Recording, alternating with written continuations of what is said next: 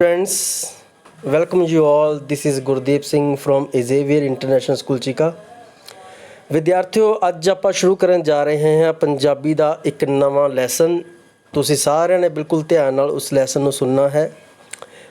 ਉਸ ਪਾਠ ਦੀ PDF ਮੈਂ ਗਰੁੱਪ ਵਿੱਚ ਸੈਂਡ ਕਰ ਦੇਵਾਂਗਾ ਅਤੇ ਲਾਸਟ ਵਿੱਚ ਪੁੱਛੇ ਗਏ ਸਾਰੇ ਪ੍ਰਸ਼ਨਾਂ ਦੇ ਉੱਤਰ ਤੁਸੀਂ ਪੰਜਾਬੀ ਦੀ ਪੱਕੀ ਕਾਪੀ ਉੱਤੇ ਬਿਲਕੁਲ ਸਾਫ਼ ਸੁੰਦਰ ਰਾਈਟਿੰਗ ਦੇ ਵਿੱਚ ਕਰਨੇ ਹਨ।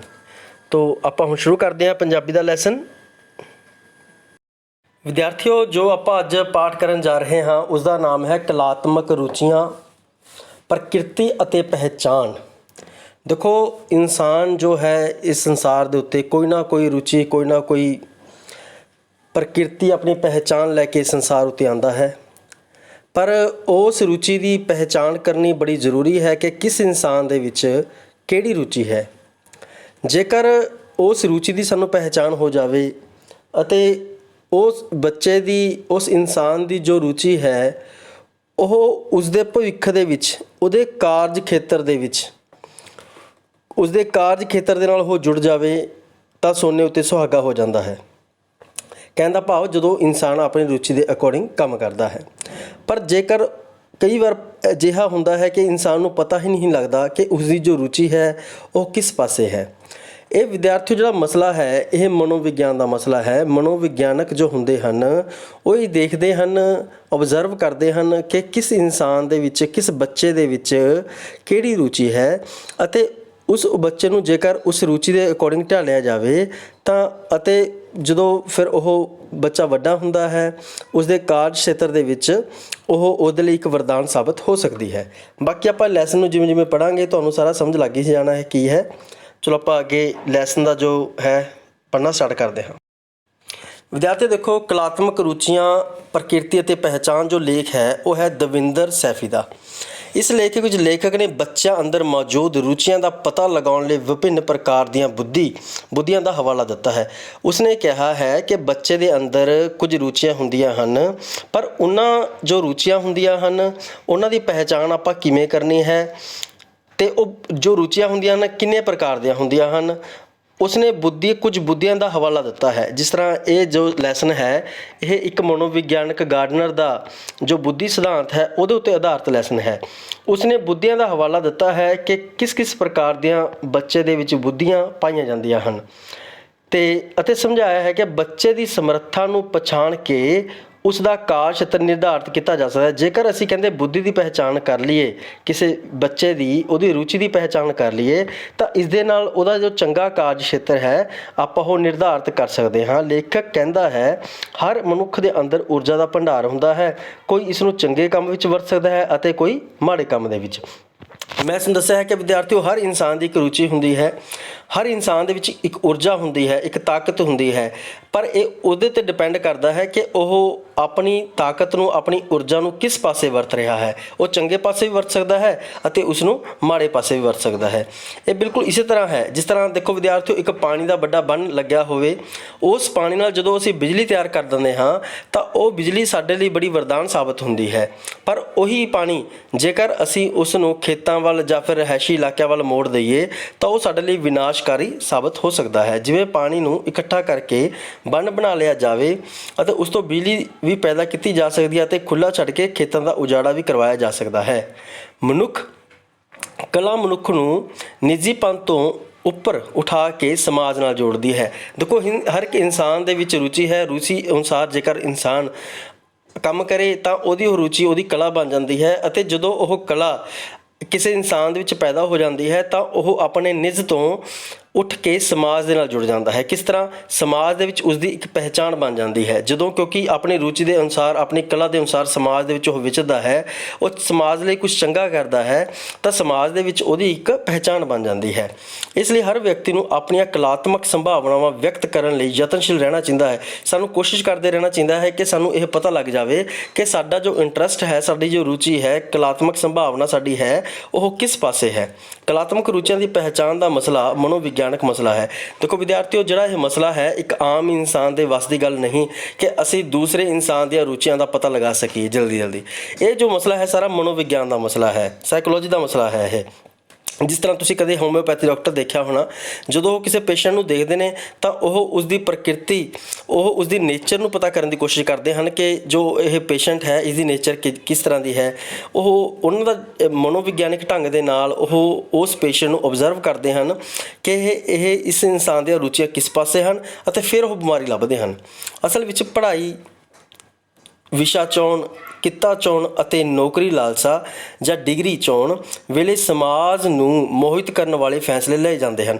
ਅਸੀਂ ਵਿਦਿਆਰਥੀਓ ਜਦੋਂ ਕੁਝ ਵੀ ਕਰਨਾ ਹੋਵੇ, ਅਸੀਂ ਚਾਹੇ 10ਵੀਂ ਤੋਂ ਬਾਅਦ 11ਵੀਂ ਦੇ ਵਿੱਚ ਵਿਸ਼ਿਆਂ ਦੀ ਚੋਣ ਕਰਨੀ ਹੈ ਜਾਂ ਫਿਰ ਅਸੀਂ ਕਿਤੇ ਪ੍ਰੋਫੈਸ਼ਨ ਦੀ ਚੋਣ ਕਰਨੀ ਹੈ, ਕਿੱਤੇ ਦੀ ਚੋਣ ਕਰਨੀ ਹੈ, ਕਿਸੇ ਜੋਬ ਦੀ ਚੋਣ ਕਰਨੀ ਹੈ, ਅਸੀਂ ਸਮਾਜ ਨੂੰ ਦੇਖਦੇ ਹਾਂ ਕਿ ਸਮਾਜ ਦੇ ਵਿੱਚ ਭਾਈ ਜਿਹੜਾ ਬੰਦਾ ਇਹ ਕੰਮ ਕਰਦਾ ਉਹਦਾ ਰੁਤਬਾ ਜ਼ਿਆਦਾ ਉੱਚਾ ਹੁੰਦਾ ਹੈ, ਮੈਂ ਇਹੀ ਕੰਮ ਕਰਨਾ ਹੈ। ਅਤੇ ਪਰ ਅਸੀਂ ਉਸ ਸਮੇਂ ਸਮਾਜ ਨੂੰ ਤਾਂ ਦੇਖਦੇ ਹਾਂ ਪਰ ਅਸੀਂ ਆਪਣੇ ਰੁਝਾਨ ਨੂੰ ਉਸ ਸਮੇਂ ਅੱਖੋਂ ਪਰੋਖੇ ਕਰ ਦਿੰਦੇ ਹਾਂ। ਉਹਨਾਂ ਚੋਣਾਂ ਵੇਲੇ ਮੂਲ ਬਿਰਤੀ, ਰੁਝਾਨ ਅਤੇ ਬੁੱਧੀ ਯੋਗਤਾ ਨੂੰ ਅਕਸਰ ਅੱਖੋਂ ਪਰੋਖੇ ਕਰ ਦਿੱਤਾ ਜਾਂਦਾ ਹੈ।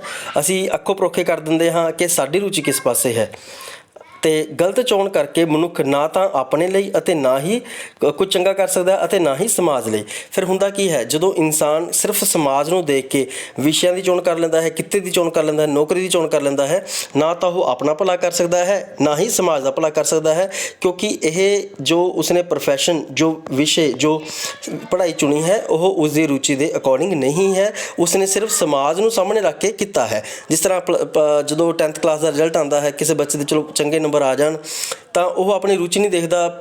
ਕਈ ਵਾਰ ਪੇਰੈਂਟਸ ਦੀ ਬਸ ਇਹੀ ਇੱਛਾ ਹੁੰਦੀ ਹੈ ਕਿ ਸਾਡਾ ਬੱਚਾ ਮੈਡੀਕਲ, ਨੋਨ ਮੈਡੀਕਲ ਕਰੇ, ਸਾਡਾ ਬੱਚਾ ਕਲਾਸ ਵਿੱਚ ਹੁਸ਼ਿਆਰ ਹੈ, ਪਰ ਆਪਾਂ ਉਦੋਂ ਕਦੇ ਇਹ ਚੀਜ਼ ਨਹੀਂ ਦੇਖਦੇ ਕਿ ਬੱਚੇ ਦੀ ਰੁਚੀ ਕਿਸ ਵੱਲ ਹੈ, ਬੱਚੇ ਨੇ ਅੱਗੇ ਜਾ ਕੇ ਕਰਨਾ ਕੀ ਹੈ। ਹੋ ਸਕਦਾ ਹੈ ਉਸਦੀ ਰੁਚੀ ਮੈਡੀਕਲ, ਨੋਨ ਮੈਡੀਕਲ ਲਾਈਨ ਦੇ ਵਿੱਚ ਨਾ ਹੋਵੇ, ਫਿਰ ਉਹ ਵਿਦਿਆਰਥੀ ਅੱਗੇ ਪੜ੍ਹਾਈ ਕਰਤਾ ਜਾਵੇਗਾ, ਪਰ ਜ਼ਰੂਰੀ ਨਹੀਂ ਹੈ ਕਿ ਉਹ ਉਹਦੇ ਵਿੱਚ ਇੱਕ ਵਧੀਆ ਸਫਲ ਇਨਸਾਨ ਬਣ ਸਕੇ। ਦੇਖੋ ਅੱਗੇ ਦਵਿੰਦਰ ਸੈਫੀ ਕੀ ਕਹਿੰਦਾ ਹੈ ਇਸ ਪਾਠ ਦੇ ਵਿੱਚ, ਕਹਿੰਦਾ ਜਦੋਂ ਫਿਰ ਕਦੇ ਅਜਿਹਾ ਵਾਪਰਦਾ ਹੈ, ਜਿਸ ਤਰ੍ਹਾਂ ਆਪਾਂ ਉੱਪਰ ਪੜ੍ਹ ਕੇ ਆਏ ਹਾਂ, ਤਾਂ ਕਲਾ ਹੀ ਉਸ ਨੂੰ ਜੀਵਨ ਦਾ ਅਖੰਡ ਮਾਰਗ ਪ੍ਰਦਾਨ ਕਰਦੀ ਹੈ। ਦੇਖੋ ਕਿਉਂਕਿ ਜੋ ਕਲਾ ਹੈ ਕਿਸੇ ਇਨਸਾਨ ਦੀ, ਅਸਲ ਦੇ ਵਿੱਚ ਉਸ ਕਲਾ ਦੇ ਵਿੱਚ ਉਹਦੀ ਰੁਚੀ ਕੰਮ ਕਰ ਰਹੀ ਹੁੰਦੀ ਹੈ।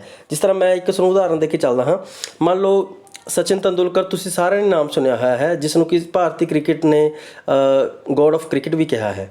ਦੇਖੋ ਸਚਿਨ ਤੇਂਦੁਲਕਰ ਇੱਕ ਬਹੁਤ ਚੰਗਾ ਪਲੇਅਰ ਹੈ, ਬਹੁਤ ਵਧੀਆ ਇੱਕ ਖਿਡਾਰੀ ਹੈ, ਪਰ ਦੇਖੋ ਉਹ ਇੱਕ ਚੰਗਾ ਖਿਡਾਰੀ ਕਿਉਂ ਬਣ ਸਕਿਆ? ਕਿਉਂਕਿ ਉਸਦੀ ਰੁਚੀ ਦੇ ਅਕੋਰਡਿੰਗ, ਉਸਦੀ ਕਲਾ ਦੇ ਅਕੋਰਡਿੰਗ ਉਹਨੇ ਆਪਣਾ ਪ੍ਰੋਫੈਸ਼ਨ ਚੁਣਿਆ। ਜੇਕਰ ਉਹਦੇ ਪੇਰੈਂਟਸ ਜਾਂ ਫਿਰ ਕੋਈ ਹੋਰ ਸਮਾਜ ਨੂੰ ਉਹ ਸਾਹਮਣੇ ਰੱਖ ਕੇ ਕਰਦਾ ਕਿ ਨਹੀਂ ਜੀ ਮੈਨੇ ਤਾਂ 10th ਤੋਂ ਬਾਅਦ ਇਹ ਪੜ੍ਹਾਈ ਕਰਨੀ ਹੈ, ਮੈਨੇ ਤਾਂ ਸਮਾਜ ਇਹਦੇ ਵਿੱਚ ਇਹ ਰੁਤਬੇ ਦੀ ਅਹਿਮੀਅਤ ਜ਼ਿਆਦਾ ਹੈ, ਮੈਨੇ ਉਸ ਰੁਤਬੇ ਨੂੰ ਅਪਣਾਉਣਾ ਹੈ, ਤਾਂ ਹੋ ਸਕਦਾ ਹੈ ਸਚਿਨ ਤੇਂਦੁਲਕਰ ਨੂੰ ਅੱਜ ਸੰਸਾਰ ਦੇ ਵਿੱਚ ਕੋਈ ਵੀ ਨਾ ਜਾਣਦਾ ਹੁੰਦਾ। ਅਸੀਂ ਉਹਨੂੰ ਕਿਉਂ ਜਾਣਦੇ ਹਾਂ? ਕਿਉਂਕਿ ਉਸਨੇ ਆਪਣੀ ਜੋ ਰੁਚੀ ਸੀ, ਆਪਣੀ ਜੋ ਕਲਾ ਸੀ, ਉਸ ਨੂੰ ਆਪਣੀ ਜ਼ਿੰਦਗੀ ਦੇ ਕਾਰਜ ਖੇਤਰ ਦੇ ਨਾਲ ਜੋੜ ਕੇ ਉਸ ਨੇ ਸੰਸਾਰ ਦੇ ਵਿੱਚ ਇੱਕ ਨਾਮ ਕੱਟਿਆ ਹੈ। ਠੀਕ ਹੈ, ਉਹ ਕਲਾ ਦੁਆਰਾ ਆਪਣੇ ਬਿਖਰ ਚੁੱਕੇ ਟੁਕੜਿਆਂ ਨੂੰ ਇਕੱਠਾ ਕਰ ਸਕਦਾ ਹੈ, ਕੁਝ ਨਵਾਂ ਸਿਰ ਸਕਦਾ। ਦੇਖੋ ਵਿਦਿਆਰਥੀਓ, ਜੋ ਕਲਾ ਹੈ, ਹਰ ਇੱਕ ਕਲਾ, ਕਿਉਂਕਿ ਸਤਿਅਮ, ਸ਼ਿਵਮ ਅਤੇ ਸੁੰਦਰਮ ਦਾ ਮੁਜੱਸਮਾ ਹੈ ਕੋਈ ਵੀ ਕਲਾ ਹੈ। ਜਦੋਂ ਅਸੀਂ ਦੇਖੋ ਆਪਣੀ ਕਲਾ ਦੇ ਅਕੋਰਡਿੰਗ ਕੁਝ ਕਰਦੇ ਹਾਂ ਤਾਂ ਸਾਨੂੰ ਉਹਦੇ ਵਿੱਚੋਂ ਆਨੰਦ ਮਹਿਸੂਸ ਹੁੰਦਾ ਹੈ। ਉਹ ਕਲਾ ਦੁਆਰਾ ਆਪਣੇ ਬਿਖਰ ਚੁੱਕੇ ਟੁਕੜਿਆਂ ਨੂੰ ਇਕੱਠਾ ਕਰ ਸਕਦਾ ਹੈ। ਕਲਾ ਹੀ ਇੱਕ ਅਜਿਹੀ ਚੀਜ਼ ਹੈ ਜਿਹੜੀ ਉਹਨੂੰ ਸਦੀਵੀ ਖੁਸ਼ੀ ਦੇ ਸਕਦੀ ਹੈ। ਉਸਨੇ ਆਪਣੇ ਵਿਖਰ ਚੁੱਕੇ ਟੁਕੜਿਆਂ ਨੂੰ ਇਕੱਠਾ ਕਰ ਸਕਦਾ ਹੈ ਅਤੇ ਨਵਾਂ ਸਿਰਜ ਸਕਦਾ ਹੈ। ਕਲਾ ਸਤਿਅਮ, ਖੁਦ ਸਤਿਅਮ ਸ਼ਿਵਮ ਸੁੰਦਰਮ ਦੀ ਮੂਰਤੀ ਹੈ। ਭਾਵ ਜੋ ਕਲਾ ਹੈ ਉਹੀ ਸੱਚ ਹੈ, ਉਹੀ ਸੁੰਦਰ ਹੈ ਅਤੇ ਉਹੀ ਸੁੰਦਰਮ ਹੈ, ਉਹੀ ਹਮੇਸ਼ਾ ਰਹਿਣ ਵਾਲੀ ਹੈ।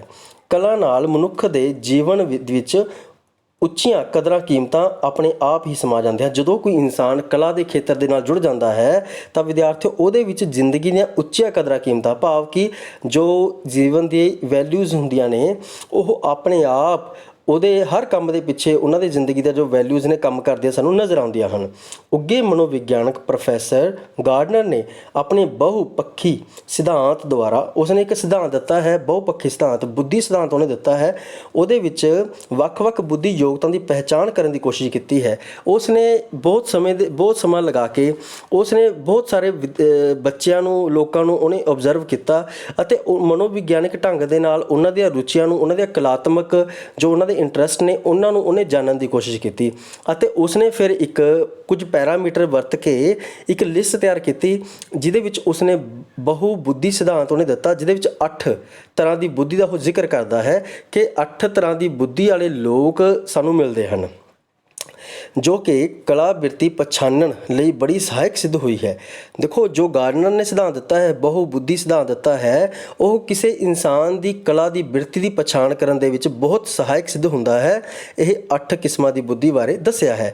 ਗਾਰਡਨਰ ਨੇ ਸਾਨੂੰ ਕਿੰਨੇ ਤਰ੍ਹਾਂ ਦੇ ਬੁੱਧੀ ਸਿਧਾਂਤ ਦਿੱਤੇ ਹਨ? 8 ਤਰ੍ਹਾਂ ਦੇ ਬੁੱਧੀ ਸਿਧਾਂਤ। ਵਿਦਿਆਰਥੀਓ, ਹੁਣ ਤੱਕ ਦੇ ਪਾਠ ਦੇ ਵਿੱਚ ਅਸੀਂ ਨੇ ਕੀ ਪੜ੍ਹਿਆ ਹੈ? ਦੇਖੋ, ਸਭ ਤੋਂ ਪਹਿਲਾਂ ਤਾਂ ਦੇਖੋ ਅਸੀਂ ਇਹ ਪੜ੍ਹਿਆ ਕਿ ਹਰ ਇਨਸਾਨ ਦੇ ਵਿੱਚ ਊਰਜਾ ਹੁੰਦੀ ਹੈ, ਤਾਕਤ ਹੁੰਦੀ ਹੈ ਅਤੇ ਉਹਦੇ ਵਿੱਚ ਇੱਕ ਰੁਚੀ ਹੁੰਦੀ ਹੈ। ਜੇਕਰ ਉਹ ਆਪਣੀ ਰੁਚੀ ਦੇ ਅਕੋਰਡਿੰਗ ਆਪਣੇ ਕਾਰਜ ਖੇਤਰ ਦੀ ਚੋਣ ਕਰਦਾ ਹੈ ਤਾਂ ਉਹ ਉਹਦੇ ਲਈ ਇੱਕ ਵਰਦਾਨ ਸਾਬਤ ਹੁੰਦੀ ਹੈ। ਪਰ ਜਦੋਂ ਉਹ ਆਪਣੀ ਰੁਚੀ ਦੇ ਵਿਰੁੱਧ, ਆਪਣੀ ਕਲਾ ਦੇ ਉਲਟ ਓਪੋਜ਼ਿਟ ਕੰਮ ਕਰਦਾ ਹੈ ਤਾਂ ਉਸ ਸਮੇਂ ਉਹ ਨਾ ਤਾਂ ਕੁਝ ਸਮਾਜ ਲਈ ਚੰਗਾ ਕਰ ਸਕਦਾ ਹੈ ਅਤੇ ਨਾ ਹੀ ਕੁਝ ਆਪਣੇ ਲਈ ਚੰਗਾ ਕਰ ਸਕਦਾ ਹੈ। ਠੀਕ ਹੈ ਵਿਦਿਆਰਥੀਓ, ਇਸ ਤੋਂ ਬਾਅਦ ਵਿੱਚ ਜੋ ਕਲਾ ਹੈ ਉਹ ਸਤਿਅਮ, ਸ਼ਿਵਮ ਅਤੇ ਸੁੰਦਰਮ ਦਾ ਮੁਜੱਸਮਾ ਹੈ, ਮੂਰਤੀ ਹੈ। ਅਤੇ ਨਾਲ ਦੀ ਆਪਾਂ ਪੜ੍ਹਿਆ ਹੈ ਕਿ ਉੱਘੇ ਜੋ ਪ੍ਰੋਫੈਸਰ ਗਾਰਡਨਰ ਸੀਗੇ, ਉਹਨਾਂ ਨੇ ਆਪਣਾ ਇੱਕ ਬਹੁ ਬੁੱਧੀ ਸਿਧਾਂਤ ਦਿੱਤਾ ਹੈ, ਜਿਸ ਦੇ ਵਿੱਚ ਉਸਨੇ 8 ਤਰ੍ਹਾਂ ਦੀ ਬੁੱਧੀ ਦੀ ਬਾਰੇ ਗੱਲ ਕੀਤੀ ਹੈ, ਉਸਨੇ ਜ਼ਿਕਰ ਕੀਤਾ ਹੈ। ਆਪਾਂ ਉਹ 8 ਤਰ੍ਹਾਂ ਦੀ ਬੁੱਧੀ ਕਿਹੜੀ ਕਿਹੜੀ ਹੁੰਦੀ ਹੈ ਆਪਾਂ ਹੁਣ ਪੜ੍ਹਨ ਲੱਗੇ ਹਾਂ। ਸਭ ਤੋਂ ਪਹਿਲਾਂ ਵਿਦਿਆਰਥੀਓ ਹੈਗਾ, ਦੇਖੋ, ਭਾਸ਼ਾਗਤ ਬੁੱਧੀ। ਭਾਸ਼ਾਗਤ ਬੁੱਧੀ ਕੀ ਹੁੰਦੀ ਹੈ? ਦੇਖੋ ਵਿਦਿਆਰਥੀਓ, ਭਾਸ਼ਾਗਤ ਬੁੱਧੀ ਦੇ ਬਾਰੇ, ਉਹਦੀ ਪਹਿਚਾਣ ਬਾਰੇ ਗਾਰਡਨਰ ਸਾਨੂੰ ਦੱਸਦਾ ਹੈ ਕਿ ਕਹਿੰਦਾ ਇਸ ਬੁੱਧੀ ਦੀ ਯੋਗਤਾ ਨਾਲ ਸੰਬੰਧ ਭਾਸ਼ਾਈ ਪਕੜ ਨਾਲ ਹੁੰਦਾ ਹੈ। ਦੇਖੋ, ਸਾਡੀ ਭਾਸ਼ਾ ਦੇ ਨਾਲ, ਕਿਸੇ ਲੈਂਗੁਏਜ ਦੇ ਨਾਲ ਕਿੰਨੀ ਕੁ ਪਕੜ ਹੈ, ਉਹਦਾ ਸੰਬੰਧ ਇਸ ਦੇ ਨਾਲ ਹੈ। ਜੇਕਰ ਸਾਨੂੰ ਲੈਕਚਰ ਸੁਣਨਾ ਚੰਗਾ ਲੱਗਦਾ ਹੈ, ਲੈਕਚਰ ਕਰਨਾ ਚੰਗਾ ਲੱਗਦਾ ਹੈ, ਪ੍ਰਵਚਨ ਸੁਣਨੇ ਚੰਗੇ ਲੱਗਦੇ ਹਨ, ਕੋਈ ਭਾਵ ਸਾਨੂੰ ਕੋਈ ਸਮਝਾ ਰਿਹਾ ਹੋਵੇ, ਅਸੀਂ ਉਸਨੂੰ ਸੁਣਨਾ ਸਾਨੂੰ ਚੰਗਾ ਲੱਗਦਾ ਹੈ, ਸਮਝਣਾ ਚੰਗਾ ਲੱਗਦਾ ਹੈ, ਲਿਖਤ ਪੜ੍ਹ ਕੇ ਸੁਣਾਉਣੀ, ਕੋਈ ਲਿਖਤ ਲਿਖੀ ਹੋ ਉਸ ਨੂੰ ਪੜ੍ਹ ਕੇ ਸੁਣਾਉਣਾ ਸਾਨੂੰ ਚੰਗਾ ਲੱਗਦਾ ਹੈ। ਸ਼ਬਦਾਂ ਦੀ ਬਣਤਰ ਘੜਨਾ, ਜਿਸ ਤਰ੍ਹਾਂ ਕੋਈ ਕਵਿਤਾ, ਕੋਈ ਪੋਇਮ ਨੂੰ ਬਣਾਉਣਾ ਦੀ ਸਾਡੇ ਵਿੱਚ ਰੁਚੀ ਹੈ। ਅਤੇ ਆਪਣੇ ਪੱਖ ਨੂੰ ਕਿਸੇ ਸਾਹਮਣੇ ਚੰਗੀ ਤਰ੍ਹਾਂ ਰੱਖਣਾ, ਕਿਉਂਕਿ ਹਰ ਇਨਸਾਨ ਦੇਖੋ ਵੱਸ ਦੀ ਗੱਲ ਨਹੀਂ ਹੁੰਦੀ। ਕਈ ਇਨਸਾਨਾਂ ਕੋਲ ਨੌਲੇਜ ਬਹੁਤ ਹੁੰਦੀ ਹੈ ਪਰ ਉਹ ਆਪਣੇ ਮਨ ਦੇ ਭਾਵਾਂ ਨੂੰ ਦੂਜੇ ਸਾਹਮਣੇ ਨਹੀਂ ਰੱਖ ਸਕਦੇ, ਕਿਉਂਕਿ ਉਹਨਾਂ ਕੋਲ ਇਹ ਭਾਸ਼ਾਈ ਜੋ ਬੁੱਧੀ ਹੁੰਦੀ ਹੈ ਉਹ ਨਹੀਂ ਹੁੰਦੀ, ਇਹ ਕਲਾ ਉਹਨਾਂ ਕੋਲ ਨਹੀਂ ਹੁੰਦੀ। ਅਸੀਂ ਭਾਸ਼ਾਈ ਬੁੱਧੀ ਦੇ ਮਾਲਕ ਹਾਂ ਜੇਕਰ ਸਾਡੇ ਵਿੱਚ ਇਹ ਸਾਰੇ ਗੁਣ ਨੇ। ਵਿਦਿਆਰਥੀਓ, ਮੈਂ ਇੱਕ ਵਾਰ ਫਿਰ ਰਿਪੀਟ ਕਰ ਰਿਹਾ ਹਾਂ, ਜੇਕਰ ਸਾਨੂੰ ਲੈਕਚਰ ਕਰਨਾ, ਲੈਕਚਰ ਸੁਣਨਾ, ਪ੍ਰਵਚਨ ਕਰਨੇ, ਪ੍ਰਵਚਨ ਸੁਣਨੇ, ਲਿਖਣੇ, ਪੜ੍ਹਨੇ, ਕੋਈ ਸ਼ਬਦਾਂ ਦੀ ਬਣਤਰ ਬਣਾਉਣੀ, ਠੀਕ ਹੈ, ਆਪਣੀ ਗੱਲ ਦੂਜੇ ਸਾਹਮਣੇ ਵਧੀਆ ਢੰਗ ਦੇ ਨਾਲ, ਵਧੀਆ ਸ਼ਬਦਾਂ ਦੇ ਵਿੱਚ ਰੱਖਣਾ, ਇਹ ਸਾਡੇ ਵਿੱਚ ਸਾਰੇ ਜੇਕਰ ਗੁਣ ਹਨ ਤਾਂ ਅਸੀਂ ਇਸ ਭਾਸ਼ਾਗਤ ਬੁੱਧੀ ਦੇ ਮਾਲਕ ਹਾਂ। ਇਸ ਯੋਗਤਾ ਦੇ ਨਾਲ ਅਸੀਂ ਕੀ ਕਰ ਸਕਦੇ ਹਾਂ? ਫਿਰ ਕਿ ਚੰਗੇ ਕਹਾਣੀਕਾਰ ਬਣ ਸਕਦੇ ਹਾਂ, ਚੰਗੇ ਵਾਰਤਕਕਾਰ ਬਣ ਸਕਦੇ ਹਾਂ, ਨਾਵਲਕਾਰ ਬਣ ਸਕਦੇ ਹਾਂ, ਸ਼ਾਇਰ ਬਣ ਸਕਦੇ ਹਾਂ, ਕਵੀ ਬਣ ਸਕਦੇ ਹਾਂ ਅਤੇ ਆਪਣੀ ਪ੍ਰਤਿਭਾ ਨੂੰ ਹੋਰ ਨਿਖਾਰ ਸਕਦੇ ਹਾਂ। ਸਮਝ ਲੱਗ ਗਿਆ ਨਾ ਵਿਦਿਆਰਥੀ ਤੁਹਾਨੂੰ? ਇਹ ਗਾਰਡਨਰ ਦਾ ਪਹਿਲਾ ਬੁੱਧੀ ਸਿਧਾਂਤ ਹੈ, ਭਾਸ਼ਾਗਤ ਬੁੱਧੀ ਸਿਧਾਂਤ। ਅਗਲਾ ਵਿਦਿਆਰਥੀਓ ਦੇਖੋ, ਜੋ ਗਾਰਡਨਰ ਦਾ ਸਿਧਾਂਤ ਹੈ ਉਹ ਹੈ ਤਾਰਕਿਕ ਗਣਿਤਕ ਬੁੱਧੀ। ਦੇਖੋ ਵਿਦਿਆਰਥੀਓ, ਤਾਰਕਿਕ ਦਾ ਮਤਲਬ ਕੀ ਹੁੰਦਾ ਹੈ? ਤਾਰਕਿਕ ਦਾ ਮਤਲਬ ਹੁੰਦਾ ਵੀ ਜਦੋਂ ਅਸੀਂ ਕਿਸੇ ਵੀ ਘਟਨਾ ਦੀ ਗਹਿਰਾਈ ਤੱਕ ਜਾਣ ਦੀ ਸਮਰੱਥਾ ਰੱਖਦੇ ਹਾਂ।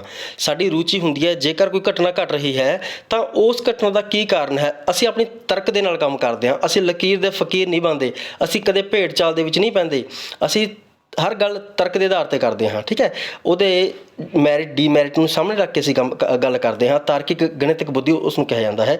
ਇਸ ਬੁੱਧੀ ਦਾ ਸੰਬੰਧ ਸਾਡੀ ਤਾਰਕਿਕ ਅਤੇ ਗਣਿਤਕ ਯੋਗਤਾ ਦੇ ਨਾਲ ਹੈ। ਜੇਕਰ ਅਸੀਂ ਕਿਸੇ ਘਟਨਾ ਦੇ ਪਿਛੋਕੜ, ਭਾਵ ਕਿਸੇ ਘਟਨਾ ਦੀ ਬੈਕਗਰਾਊਂਡ, ਉਹਦੇ ਪਿਛੋਕੜ ਵਿੱਚ ਪਏ ਤਰਕ ਨੂੰ ਲੱਭਣ ਦੀ ਕੋਸ਼ਿਸ਼ ਕਰਦੇ ਹਾਂ, ਠੀਕ ਹੈ, ਕੀ ਕਾਰਨ ਸੀ ਉਹਦੇ, ਤਰਕ ਕੀ ਸੀ ਉਹਦੇ ਪਿੱਛੇ, ਦੀ ਰੁਚੀ ਰੱਖਦੇ ਹਾਂ, ਇੱਕ ਘਟਨਾ ਨੂੰ ਦੂਜੀ ਘਟਨਾ ਨਾਲ ਜੋੜਨ ਦੀ ਰੁਚੀ ਰੱਖਦੇ ਹਾਂ, ਸਮਰੱਥਾ ਰੱਖਦੇ ਹਾਂ, ਤਾਂ ਅਸੀਂ ਗਣਿਤਕ ਸਮੱਸਿਆਵਾਂ ਦਾ ਹੱਲ ਕਰਨ ਜਾਂ ਤਰਕ ਵਿਕਰਤ ਕਰਨ ਦੀ ਰੁਚੀ ਰੱਖਦੇ ਹਾਂ, ਤਾਂ ਅਸੀਂ ਇਸ ਬੁੱਧੀ ਦੇ ਮਾਲਕ ਹਾਂ। ਤਾਂ ਵਿਦਿਆਰਥੀਓ, ਮੈਂ ਤੁਹਾਨੂੰ ਇੱਕ ਵਾਰ ਫਿਰ ਸ਼ਾਰਟ ਦੇ ਵਿੱਚ ਸਮਝਾ ਰਿਹਾ ਹਾਂ ਤਰਕ ਗਣਿਤਕ ਬੁੱਧੀ ਦਾ ਕੀ ਮਤਲਬ ਹੁੰਦਾ ਹੈ। ਜਦੋਂ ਅਸੀਂ ਕਿਸੇ ਵੀ ਘਟਨਾ ਨੂੰ ਅਸੀਂ ਨੇ ਬਸ ਦੇਖ ਲਿਆ ਅਤੇ ਦੇਖ ਕੇ ਹੀ ਅਸੀਂ ਨੇ ਉਸ ਨੂੰ ਅਸੈਪਟ ਕਰ ਲਿਆ ਤਾਂ ਫਿਰ ਸਾਡੇ ਵਿੱਚ ਇਹ ਬੁੱਧੀ ਨਹੀਂ ਹੈ। ਜਦੋਂ ਅਸੀਂ ਕਿਸੇ ਵੀ ਚੀਜ਼ ਦੇ, ਕਿਸੇ ਘਟਨਾ ਦੇ ਅਸੀਂ ਗਹਿਰਾਈ ਤੱਕ ਜਾਂਦੇ ਹਾਂ, ਉਹਦੀ ਤਰਕ ਤੱਕ ਜਾਂਦੇ ਹਾਂ ਕਿ ਬਈ ਇਹ ਜੋ ਘਟਨਾ ਹੋਈ ਇਹ ਕਿਉਂ ਹੋਈ, ਕੀ ਕਿਹਦਾ ਕਾਰਨ ਸੀਗੇ, ਕਿੰਨਾ ਕਾਰਨਾਂ ਨੂੰ ਇਹ ਲੈ ਕੇ ਇਹ ਪੈਦਾ ਹੋਈ, ਅਸੀਂ ਉਸ ਦੀ ਗਹਿਰਾਈ ਤੱਕ ਜਾਂਦੇ ਹਾਂ, ਤਰਕਿਕ ਗਿਣਤਕ ਤੱਕ ਜਾਂਦੇ ਹਾਂ, ਤਾਂ ਸਮਝ ਲਓ ਸਾਡੇ ਵਿੱਚ ਇਹ ਜੋ ਹੈ ਸਮਰੱਥਾ ਹੈ। ਅਸੀਂ ਇੱਕ ਘਟਨਾ ਨੂੰ ਦੂਸਰੀ ਘਟਨਾ ਨਾਲ ਜੋੜ ਕੇ ਵੀ ਦੇਖਦੇ ਹਾਂ ਜੇਕਰ। ਤਾਂ ਵਿਦਿਆਰਥੀਓ, ਜੇਕਰ ਕਿਸੇ ਇਨਸਾਨ ਦੇ ਵਿੱਚ ਇਹ ਇਸ ਤਰ੍ਹਾਂ ਦੀ ਬੁੱਧੀ ਕੰਮ ਕਰਦੀ ਹੈ ਤਾਂ ਉਹ ਇਸ ਨਾਲ ਅਸੀਂ ਕੰਪਿਊਟਰ ਕਲਾ ਜਾਂ ਖੇਡ ਕਲਾ ਨਾਲ ਸੰਬੰਧਿਤ ਹੋ ਸਕਦੇ ਹਾਂ। ਤਾਂ ਅਸੀਂ ਕੰਪਿਊਟਰ ਕਲਾ ਦੇ ਵਿੱਚ ਜਾ ਸਕਦੇ ਹਾਂ ਜਾਂ ਫਿਰ ਖੇਡ ਕਲਾ ਦੇ ਨਾਲ ਸੰਬੰਧਿਤ ਕਿੱਤਿਆਂ ਦੇ ਵਿੱਚ ਚੰਗਾ ਕਾਰਗਰ ਸਾਬਤ ਹੋ ਸਕਦੇ ਹਾਂ। ਦੇਖੋ ਵਿਦਿਆਰਥੀਓ, ਜੋ ਅਗਲੀ ਬੁੱਧੀ ਹੈ ਉਹ ਹੈ ਦ੍ਰਿਸ਼ਟੀਗਤ ਸਪੇਸਗਤ ਬੁੱਧੀ। ਦੇਖੋ ਵਿਦਿਆਰਥੀਓ, ਦ੍ਰਿਸ਼ਟੀਗਤ ਦਾ ਮਤਲਬ ਕੀ ਹੁੰਦਾ ਹੈ? ਜਦੋਂ ਸਾਡੀ ਜਿਹੜੀ ਸੋਚ ਹੈ ਇਹ ਦੂਰ ਤੱਕ ਕੰਮ ਕਰੇ, ਅਸੀਂ ਦੂਰ ਦੀ ਚੀਜ਼ ਨੂੰ ਵੀ ਸਮਝਣ ਦੀ ਸਮਰੱਥਾ ਰੱਖਦੇ ਹੋਈਏ। ਜਿਸ ਤਰ੍ਹਾਂ ਹੁੰਦਾ ਨਾ ਦੂਰਦਰਸ਼ਨ, ਦੂਰਦਰਸ਼ਨ ਦਾ ਮਤਲਬ ਕੀ ਹੈ? ਜਦੋਂ ਅਸੀਂ ਬੈਠੇ ਕਿਸੇ ਦੂਰ ਵਾਲੀ ਚੀਜ਼ ਨੂੰ ਅਸੀਂ ਦੇਖ ਸਕਦੇ ਹੋਈਏ, ਉਹਦੇ ਦਰਸ਼ਨ ਕਰ ਸਕਦੇ ਹੋਈਏ। ਦ੍ਰਿਸ਼ਟੀਗਤ ਸਪੇਸਗਤ ਬੁੱਧੀ ਉਹ ਹੁੰਦੀ ਹੈ ਵਿਦਿਆਰਥੀਓ, ਇਸ ਬੁੱਧੀ ਦਾ ਸੰਬੰਧ ਸਪੇਸ ਵਿੱਚ ਨਿਰਮਿਤ ਵਸਤੂਆਂ ਜਿਵੇਂ ਤਸਵੀਰਾਂ, ਆਕਾਰਾਂ ਦੀ ਰੁਚੀ ਨਾਲ ਦੇਖਣਾ। ਕੋਈ ਤਸਵੀਰਾਂ ਹਨ, ਠੀਕ ਹੈ, ਵਸਤੂਆਂ ਹਨ, ਉਹਨਾਂ ਦੇ ਆਕਾਰਾਂ ਨੂੰ ਰੁਚੀ ਦੇ ਨਾਲ ਦੇਖਣਾ, ਇੰਟਰਸਟ ਦੇ ਨਾਲ ਦੇਖਣਾ, ਉਹਨੂੰ ਸਮਝਣ ਦੀ ਕੋਸ਼ਿਸ਼ ਕਰਨੀ। ਜੇਕਰ ਅਸੀਂ ਨਕਸ਼ੇ, ਗ੍ਰਾਫ, ਗਲੋਬ, ਦ੍ਰਿਸ਼, ਕਲਾਵਾਂ ਆਦਿ ਆਕਰਸ਼ਿਤ ਹੁੰਦੇ ਹਾਂ, ਜੇਕਰ ਸਾਡਾ ਧਿਆਨ ਇਹਨਾਂ ਚੀਜ਼ਾਂ ਵੱਲ ਆਕਰਸ਼ਿਤ ਹੁੰਦਾ ਹੈ, ਸਾਨੂੰ ਨਕਸ਼ੇ ਨਕਸ਼ੇ ਸਮਝਣੇ ਸਾਨੂੰ ਚੰਗੇ ਲੱਗਦੇ ਹਨ। ਗ੍ਰਾਫ ਬਣਾ ਕੇ ਅਸੀਂ ਆਪਣਾ ਜੋ ਗੱਲ ਹੈ ਕਿਸੇ ਨੂੰ ਚੰਗੀ ਤਰ੍ਹਾਂ ਸਮਝਾ ਸਕਦੇ ਹਾਂ। ਅਸੀਂ ਗਲੋਬ ਨੂੰ ਦੇਖ ਕੇ ਅਸੀਂ ਕਾਫੀ ਸਮਾਂ ਬੈਠ ਕੇ ਅਸੀਂ ਉਸ ਨੂੰ ਓਬਜ਼ਰਵ ਕਰਦੇ ਹਾਂ, ਠੀਕ ਹੈ। ਸਾਡੀ ਮਤਲਬ ਉਹਦੇ ਵਿੱਚ ਜੇਕਰ ਰੁਚੀ ਹੈ ਤਾਂ ਤਸਵੀਰਾਂ ਨੂੰ ਲਕੀਰਾਂ ਰਾਹੀਂ ਉੱਤਰ ਦੇ ਸਕਦੇ ਹਾਂ, ਨਕਸ਼ਾ ਬਣਾ ਕੇ ਸਮਝਾ ਸਕਦੇ ਹਾਂ। ਜੇਕਰ ਸਾਡੇ ਵਿੱਚ ਸਾਰੇ ਗੁਣ ਹਨ ਤਾਂ ਅਸੀਂ ਇਸ ਬੁੱਧੀ ਦੇ ਮਾਲਕ ਹਾਂ। ਤੁਹਾਨੂੰ ਗੱਲ ਮੇਰੀ ਪਕੜ ਵਿੱਚ ਆ ਗਈ ਹੋਣੀ। ਦੇਖੋ ਵਿਦਿਆਰਥੀਓ, ਜੇਕਰ ਅਸੀਂ ਵਸਤੂਆਂ, ਤਸਵੀਰਾਂ, ਆਕਾਰਾਂ ਨੂੰ ਰੁਚੀ ਨਾਲ ਦੇਖਦੇ ਹਾਂ ਤੇ ਉਹਨਾਂ ਨੂੰ ਸਮਝ ਸਕਦੇ ਹਾਂ, ਠੀਕ ਹੈ। ਜੇਕਰ ਅਸੀਂ ਨਕਸ਼ੇ, ਗ੍ਰਾਫ, ਗਲੋਬ, ਦ੍ਰਿਸ਼, ਕਲਾਵਾਂ ਪ੍ਰਤੀ ਆਕਰਸ਼ਿਤ ਹੁੰਦੇ ਹਾਂ ਅਤੇ ਤਸਵੀਰਾਂ ਨੂੰ ਲਕੀਰਾਂ ਰਾਹੀਂ ਉਕਰ ਸਕਦੇ ਹਾਂ, ਭਾਵ ਬਣਾ ਸਕਦੇ ਹਾਂ, ਡਰਾਅ ਕਰ ਸਕਦੇ ਹਾਂ, ਨਕਸ਼ਾ ਬਣਾ ਸਕਦੇ ਹਾਂ ਦੀ ਸਮਰੱਥਾ ਰੱਖਦੇ ਹਾਂ, ਸਮਝ ਰੱਖਦੇ ਹਾਂ, ਤਾਂ ਅਸੀਂ ਦ੍ਰਿਸ਼ਟੀਗਤ ਸਪੇਸਗਤ ਬੁੱਧੀ ਦੇ ਮਾਲਕ ਹਾਂ। ਤਾਂ ਸਾਨੂੰ ਚਿੱਤਰਕਾਰੀ, ਮੂਰਤੀ ਕਲਾ, ਕਾਰਟੂਨਕਾਰੀ, ਗ੍ਰਹਿ ਸਜਾਵਟ ਅਤੇ ਫਿਲਮ ਅਦਾਕਾਰੀ ਵੱਲ ਆਪਣੀ ਸ਼ਕਤੀ ਲਗਾਉਣੀ ਚਾਹੀਦੀ ਹੈ। ਤਾਂ ਸਾਨੂੰ ਕੋਸ਼ਿਸ਼ ਕਰਨੀ ਚਾਹੀਦੀ ਹੈ ਇਹਨਾਂ ਪ੍ਰੋਫੈਸ਼ਨਸ ਦੇ ਵੱਲ ਅਸੀਂ ਆਪਣੇ ਇੰਟਰਸਟ ਨੂੰ ਮੋੜੀਏ, ਠੀਕ ਹੈ ਵਿਦਿਆਰਥੀਓ। ਕਿਹੜੇ ਕਿੱਤੇ ਨੇ ਜੀ? ਉਹ ਚਿੱਤਰਕਾਰੀ ਦਾ ਹੋ ਗਿਆ, ਮੂਰਤੀ ਕਲਾ ਦਾ ਹੋ ਗਿਆ, ਕਾਰਟੂਨਕਾਰੀ ਦਾ ਹੋ ਗਿਆ, ਗ੍ਰਹਿ ਸਜਾਵਟ ਦਾ ਹੋ ਗਿਆ, ਘਰ ਸਜਾਵਟ ਦਾ, ਯਾਨੀ ਕਿ ਅਤੇ ਫਿਲਮ ਅਦਾਕਾਰੀ ਵੱਲ ਅਸੀਂ ਜਾ ਸਕਦੇ ਹਾਂ। ਅਗਲੀ ਵਿਦਿਆਰਥੀ ਦੇਖੋ ਜੋ ਆ ਗਈ ਬੁੱਧੀ ਸਿਧਾਂਤ, ਚੌਥਾ ਬੁੱਧੀ ਸਿਧਾਂਤ ਸਾਡੇ ਕੋਲ ਹੈ, ਉਹ ਹੈ ਸੰਗੀਤਕ ਬੁੱਧੀ ਸਿਧਾਂਤ। ਦੇਖੋ ਇਸ ਬੁੱਧੀ ਦਾ ਸਿਧਾਂਤ ਮਨੁੱਖ ਦੀ ਸੰਗੀਤਕ ਰੁਚੀ ਦੇ ਨਾਲ ਹੈ। ਕੋਈ ਇਨਸਾਨ ਹੁੰਦੇ ਹਨ, ਉਹਨਾਂ ਦਾ ਸੰਗੀਤ ਵਿੱਚ ਬੜਾ ਇੰਟਰਸਟ ਹੁੰਦਾ ਹੈ। ਜੇਕਰ ਸਾਨੂੰ ਕੋਈ ਸੰਗੀਤਕ ਧੁਨਾਂ ਆਕਰਸ਼ਿਤ ਕਰਦੀਆਂ ਹਨ, ਦੇਖੋ ਸੰਗੀਤਕ ਧੁਨਾਂ ਦਾ ਮਤਲਬ ਇਹ ਨਹੀਂ ਹੈ ਕਿ ਅਸੀਂ ਉੱਚੀ ਆਵਾਜ਼ ਲਗਾ ਕੇ ਜੇਕਰ ਸਾਨੂੰ ਗਾਣੇ ਸੁਣਨ ਦਾ ਸ਼ੌਂਕ ਹੈ, ਉਹ ਨਹੀਂ। ਸਾਨੂੰ ਕੋਈ ਸੰਗੀਤਕ ਧੁਨ ਜੇਕਰ ਆਕਰਸ਼ਿਤ ਕਰਦੀ ਹੈ, ਆਪਣੇ ਵੱਲ ਖਿੱਚਦੀ ਹੈ, ਪ੍ਰੇਰਿਤ ਕਰਦੀ ਹੈ, ਜਾਂ ਅਸੀਂ ਆਪਣੇ ਆਪ ਨੂੰ ਸੰਗੀਤ ਰਾਹੀਂ ਪ੍ਰਗਟ ਕਰ ਸਕਦੇ ਹਾਂ, ਅਸੀਂ ਸੰਗੀਤਗਤ ਬੁੱਧੀ ਦੇ ਮਾਲਕ ਹਾਂ। ਤਾਂ ਸਾਡੇ ਵਿੱਚ ਇਹ ਬੁੱਧੀ ਕੰਮ ਕਰ ਰਹੀ ਹੁੰਦੀ ਹੈ। ਸਾਨੂੰ ਸਾਜ਼ ਵਜਾਉਣ ਦੀ ਸਿੱਖਿਆ ਲੈਣੀ, ਭਾਵ ਜੋ ਇੰਸਟਰੂਮੈਂਟਸ ਹੁੰਦੇ ਨੇ ਉਹਨਾਂ ਨੂੰ ਪਲੇ ਕਰਨਾ, ਵਜਾਉਣਾ, ਕਿਸੇ ਸਾਹਿਤਕ ਰਚਨਾ ਨੂੰ ਸੰਗੀਤਬੱਧ ਕਰਨਾ। ਕੋਈ ਸਾਹਿਤਕ ਰਚਨਾ ਪੁਰਾਣੀ ਲਿਖੀ ਹੋਈ ਹੈ, ਉਸ ਨੂੰ ਤੁਸੀਂ ਧੁਨੀ ਦੇ ਨਾਲ ਗਾਣਾ ਜਾਂ ਸੰਗੀਤਕ ਧੁਨਾਂ ਨੂੰ ਮੁਹਾਰਤ ਹਾਸਲ ਕਰਕੇ ਆਪਣੀ ਊਰਜਾ ਨੂੰ ਇਸ ਪਾਸੇ ਲਗਾਉਣਾ ਚਾਹੀਦਾ ਹੈ। ਤਾਂ ਤੁਹਾਨੂੰ ਇਹਨਾਂ ਵੱਲ ਜੇਕਰ ਇਹ ਚੀਜ਼ਾਂ ਆਕਰਸ਼ਿਤ ਕਰਦੇ, ਤੁਹਾਨੂੰ ਧੁਨਾਂ ਆਕਰਸ਼ਿਤ ਕਰਦੀਆਂ ਹਨ, ਤਾਂ ਤੁਹਾਨੂੰ ਚਾਹੀਦਾ ਹੈ ਤੁਸੀਂ ਆਪਣਾ ਜੋ ਇੰਟਰਸਟ ਹੈ ਇਸ ਪਾਸੇ ਮੋੜ ਸਕਦੇ ਹੋ, ਤੁਸੀਂ ਸੰਗੀਤਕ ਵੱਲ ਜਾ ਸਕਦੇ ਹੋ। ਇਸ ਪ੍ਰੋਫੈਸ਼ਨ ਦੇ ਵਿੱਚ, ਗੀਤਕਾਰੀ ਦੇ ਵਿੱਚ, ਠੀਕ ਹੈ, ਮਿਊਜ਼ਿਕ ਨੂੰ ਕੰਪੋਜ਼ ਕਰਨ ਦੇ ਵਿੱਚ ਤੁਸੀਂ ਆਪਣੀ ਜਿਹੜੀ ਹੈਗੀ ਹੈ ਬਿਰਤੀ ਲਗਾ ਸਕਦੇ ਹੋ। ਅਗਲਾ ਵਿਦਿਆਰਥੀਓ ਆ ਗਿਆ, ਦੇਖੋ ਸਾਡੇ ਕੋਲੇ ਸਰੀਰਗਤ ਬੁੱਧੀ।